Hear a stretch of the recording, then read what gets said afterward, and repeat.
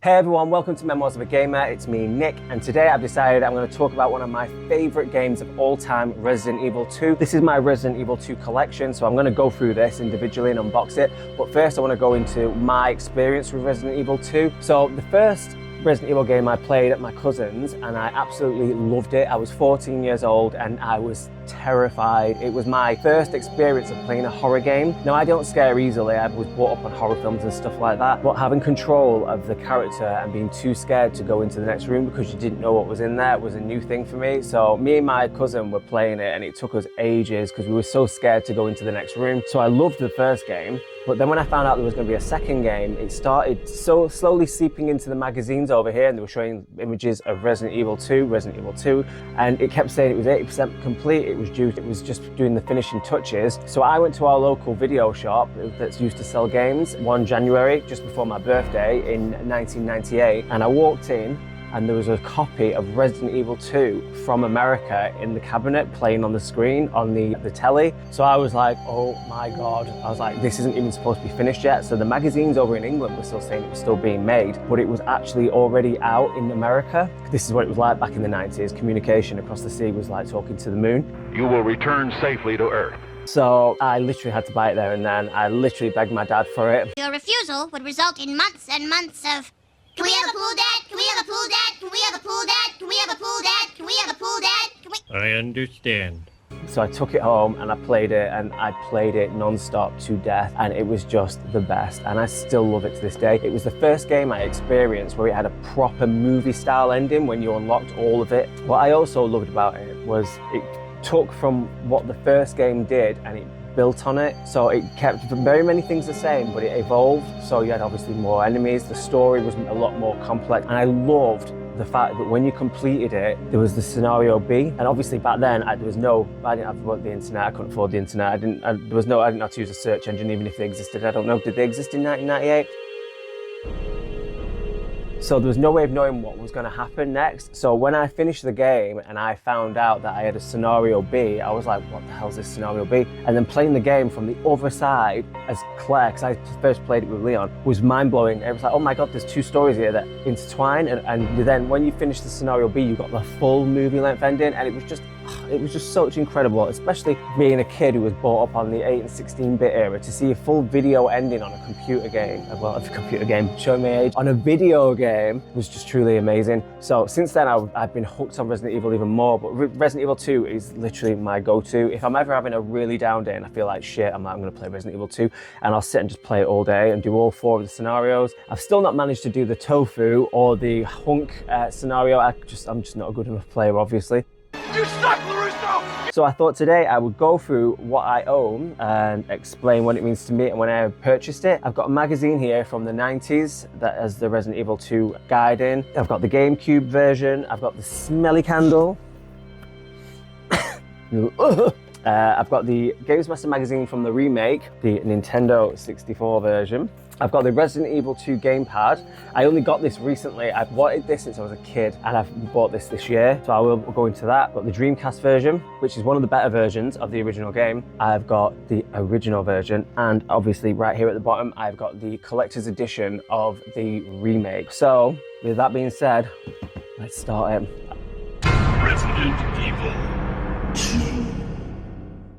Okay, so let's start with the Resident Evil candle. The animation of the zombie from the remake. More animation. I've not burnt this one. Smell it. I can't explain the smell to you, but it smells musty as hell. So there's the candle. Next up, the controller. It's hard to get it in with shot without the light on it. So the box is a bit tatty, but finding a Resident Evil 2 version, not a Biohazard version box, is pretty hard to do. There you go. I always thought that twisted for some reason, but it doesn't. It's just like a grip. So as you can see, I tried to play the game with this, run R1, no shoulder buttons, just a gun. So as you can see, that looks like a gun. I've tried to play the game with this, but it's extremely hard because I've been playing the game for that many years with the normal controller. It's wired into my brain how the buttons should be, so trying to do it with different buttons is difficult, so that's that. So let's start with the original Resident Evil 2. That case is a bit dusty. Leon Disc 1, back when you could only fit a game like this on 2 discs because of the 2 scenarios. The instruction book. The good old PS1. Back when you didn't get help, you had to read the instructions. Claire's disc. The discs were officially black, so that's when you knew if you had a pirate game, because you couldn't get the black discs anywhere apart from Sony. Dreamcast version. The American case was different. When like I said, I used to have the American case growing up as a kid because I got it from before it came out in the UK, but I don't know where that version is. I lost that as I grew up. You don't realise that these things are going to be worth something to you as you get older. The Leon disc.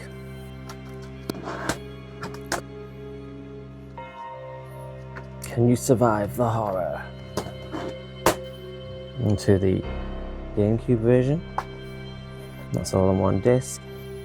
I used to work at Game Station in the town I live in, and we had a pile of these unopened back in 2007. They had Resident Evil 2 and 3, loads of them, piled up to the ceiling, and we could buy them as staff for £1, and I didn't buy them because I didn't realise I'd be collecting games when I got older. So there was a pile of a small fortune that was a £1 each, and it all sealed, and I didn't take any of them, and I regret it to this day. Same images. The Nintendo 64 version had to be taken away and specially created to fit onto the cartridge because the cartridge was so small. There's a whole documentary on it online. If you watch it, it's very interesting. There you go. That's the American symbol.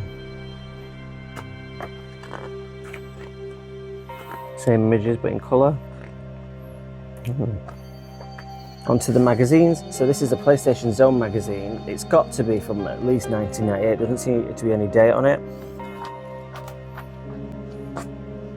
Now it's got a guide for Resident Evil 1 in it and Resident Evil 2.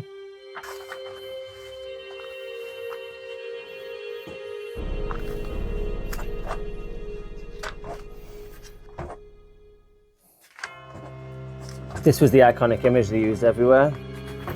And then there was the remake.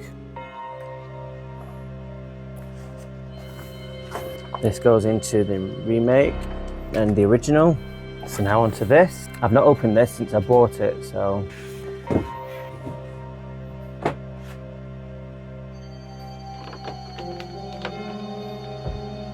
Because you see we've got the game, it's sealed. I've still not opened the game, and I won't do. The DLC, the original soundtrack.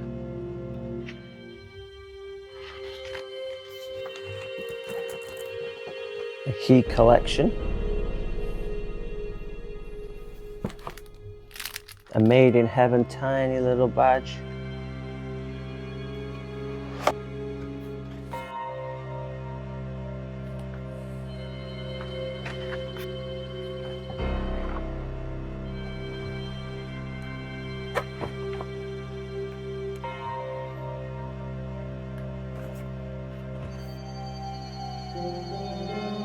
Like an evidence file. That's really cool.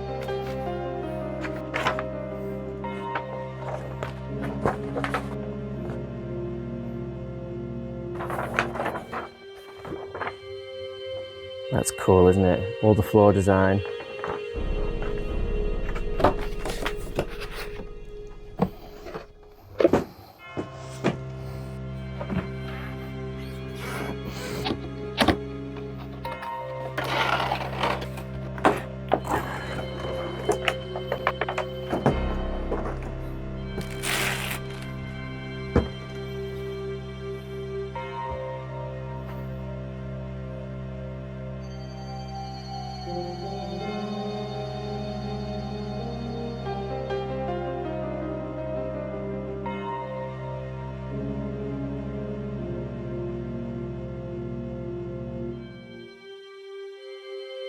So there you have it, my Resident Evil 2 collection. If you've liked the video, please give us a thumbs up and subscribe, and please share the video as well, try and get my name out there. I've got lots more stuff I can unbox, got lots more Resident Evil stuff as well. So thank you very much, and I'll see you in the next one. Bye.